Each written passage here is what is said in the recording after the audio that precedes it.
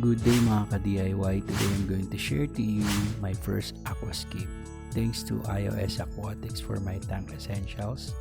Thank you Manong Lalamove Rider sa pag-deliver ng tank essentials ko. Yung sand, yung stones, yung soil, yung grass.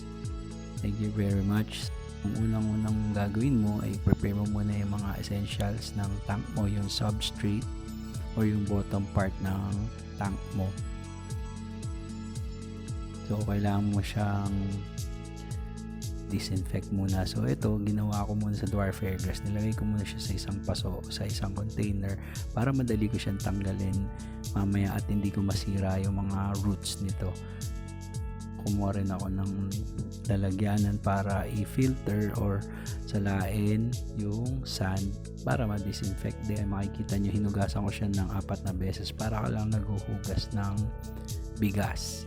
So gumamit ako ng white sand kasi ang inspiration ko dito sa tank is parang white beach. So yun, white beach front, tapos nandun yung rock formation. So yan, 4 times ko yan hinugasan. So makikita nyo mamaya medyo mawala na yung puti pero hindi pa rin siya matatanggal. So yung filter ng aquarium yung magtatanggal dyan pag nilagay nyo na ng tubig. So ayan, makikita nyo medyo hindi na siya malabo dyan. So after that, so sinaling ko siya sa isang container para ilipat ko siya mamaya sa tank.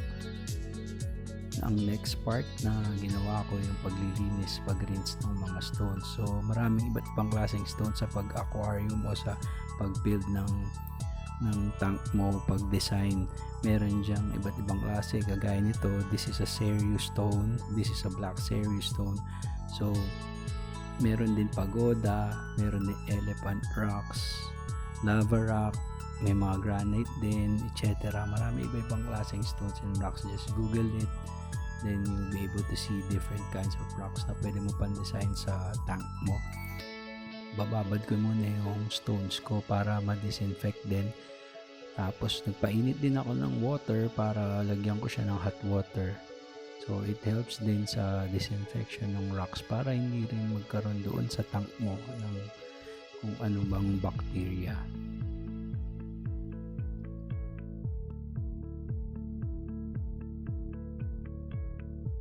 This is Ista Soil, one of the premium substrate na pwede mo ilagay sa aquarium mo. Medyo affordable naman siya.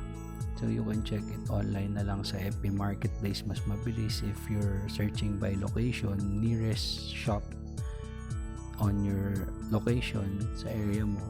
Sa Shopee, pwede rin kung nagmamadali ka, meron din mga sellers dyan or pet shops na nasa Shopee and Lazada.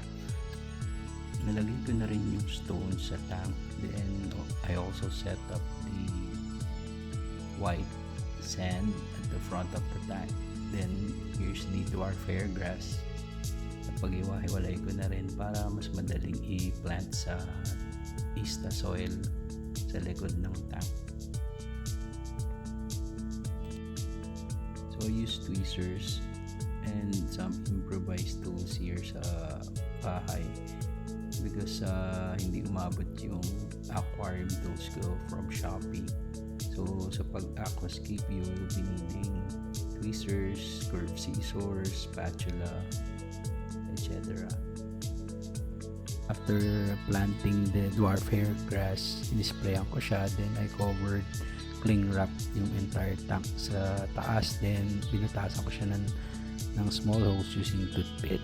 Thank you very much for watching this short video of my first aquascape tank. Hope you can subscribe to this channel and click the bell icon for future notifications.